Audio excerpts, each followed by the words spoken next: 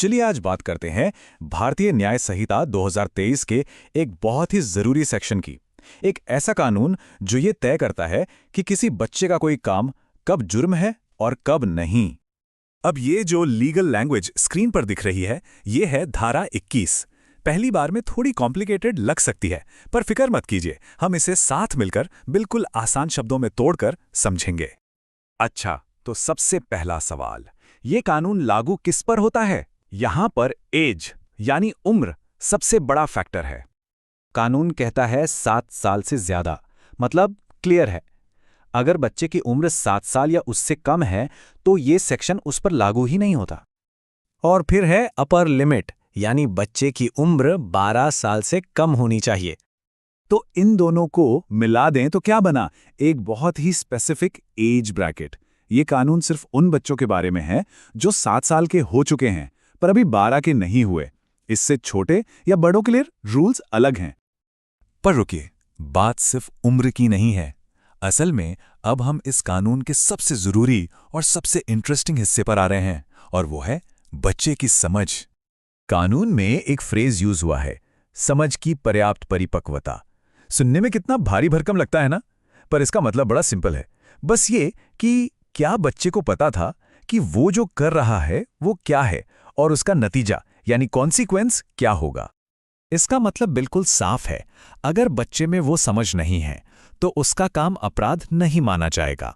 No offence, पर अगर उसमें वो समझ है तो वही काम एक ऑफेंस बन सकता है। लेकिन फिर सवाल उठता है कि ये परिपक्वता या मैच्योरिटी तय कैसे होगी, कौन डिसाइड करेगा? अच्छी बात यह है कि कानून खुद हमें इसका रास्ता बताता है। तो इस मैच्योरिटी को जज करने के लिए एक 2 पार्ट टेस्ट है। देखा जाता है कि क्या बच्चे को अपने काम की प्रकृति मतलब नेचर और उसके परिणाम मतलब कॉन्सिक्वेंसेस, इन दोनों की समझ थी। चलिए इस टेस्ट के पहले पार्ट को देखते हैं, प्रकृति को आंकना। इसका सीधा सा मतलब है, क्या बच्चे को ये पता था कि वो असल में कर क्या रहा है? मतलब क्या उसे ये समझ थी कि वो कोई चीज उठा रहा है या किसी को धक्का दे रहा है? और अब दूसरा पार्ट, परिणामों को आंकना। मतलब क्या उसे ये समझ थी कि उसके करने से होगा क्या? क्या वो ये सोच सकता था कि धक्का देने से किसी को चोट लग सकती है? बेसिकली ये कॉज एंड इफेक्ट को समझने की बात है। तो ठीक है, हमने सारे पीसेस देख लिए। अब चलिए इन सबको एक साथ जोड़कर पूरी पिक्चर देखते हैं। तो द फाइनल टेक अवे क्या है? यही कि 7 से 12 साल के बच्चे के केस में क्रिमिनल रिस्पॉन्सिबिलिटी ऑटोमैटिक नहीं होती। ये कंडीशन पर टिकी है, और वो कंडीशन है समझ की परिपक्वता। और ये मैच्योरिटी 2 चीजों से देखी जाती है, काम का नेचर और उसका कॉन्सिक्वेंस। अगर ये साबित नहीं होता कि बच्चे को ये समझ थी, तो सिंपल, उसका काम अपराध नहीं है। और ये सब हमें एक बहुत बड़े सवाल पर लाकर छोड़ देता है। कानून कहता है पर्याप्त समझ, पर पर्याप्त कितना होता है?